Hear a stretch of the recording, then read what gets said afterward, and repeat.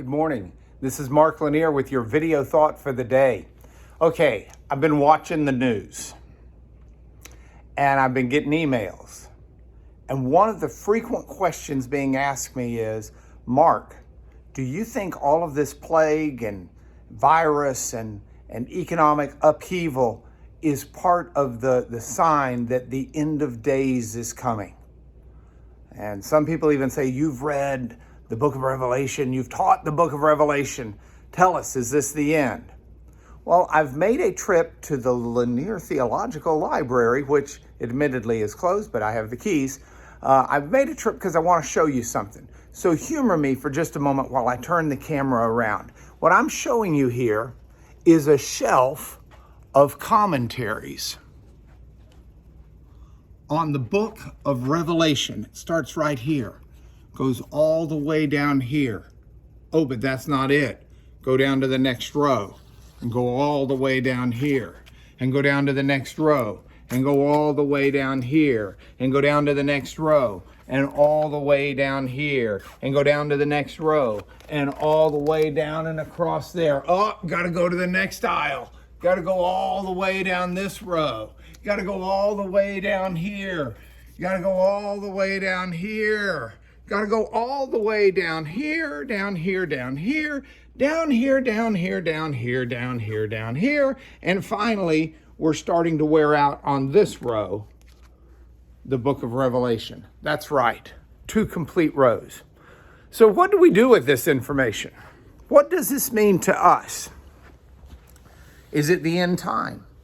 Well, I suspect we're not the first people to ask that. In fact, I know we're not the first people to ask that. Let's go back to the Middle Ages. Let's go back to 1340s specifically. And that's when the bubonic plague and the Black Death were raging across Europe. Over 50% of the population died.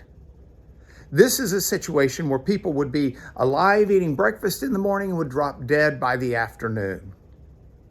This is a situation that radically altered the future in some significant ways and in some interesting ways.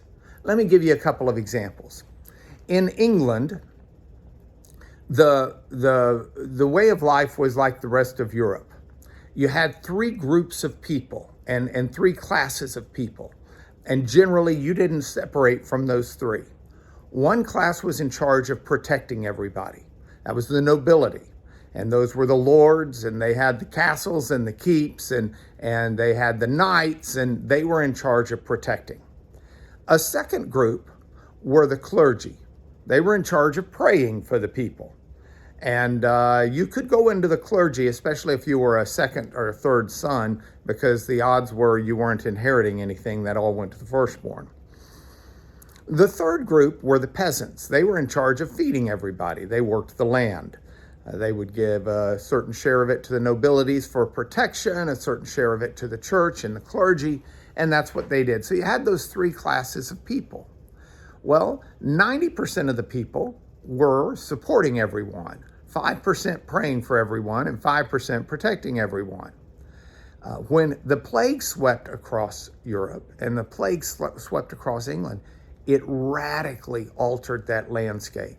It took out half of the population.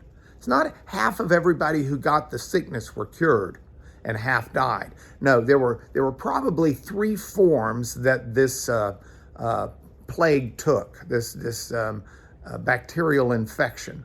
One was the bubonic plague straight out, and that actually gave you an 18% chance of survival if you got that. The other 2 virulent forms, a hemorrhagic form and a form that hit the lungs, less than 1% survival. You got that, you're dead. So this radically changes the landscape, because now all of a sudden you've got you've got more land than you've got people to work it. You've got nobility or who happen to work the land themselves. You've got entire towns were wiped out. And so within this framework, society took a change. and the three classes were kind of destroyed. You've got a rising merchant class, you've got a rising middle class, you've got lots of changes that took place. But a second, less complicated part of this was in England, for example. Oxford was the university town. It was in Oxford where all of the scholars were teaching. Oxford and Cambridge at this point. But the King of England recognized that all of the intelligentsia of England, the people who really understood and taught and knew, were concentrated in Oxford. And so it seemed the plague was most virulent in the springtime. During the winter, when rats would hibernate, we now know, the plague didn't die off, but became very minimal. But during the spring, it came back in a rage. And so the rats, by the way, were the typical carriers, because fleas would bite the rats, and then fleas would bite humans and infect humans. So what the King of England decided to do is he took all of the scholars at Oxford and he disbanded them and sent them across the entire British Empire, across the entire island of England, because he did not want an outbreak to destroy all of England's intelligentsia at once, which it could have done by destroying Oxford. That, by the way, was a 6-week send everybody away. That became our spring break. Every spring, 6 weeks, boom, everybody goes away. And over time that reduced down. Now it's just a week. And now it's hardly to escape the plague. Now it's to go away for college kids typically, and this year probably where some of them caught at least the coronavirus.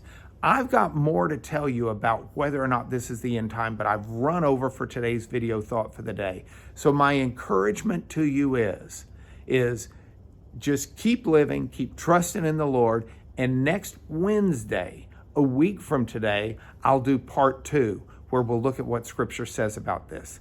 Thank you. Sorry for going so long.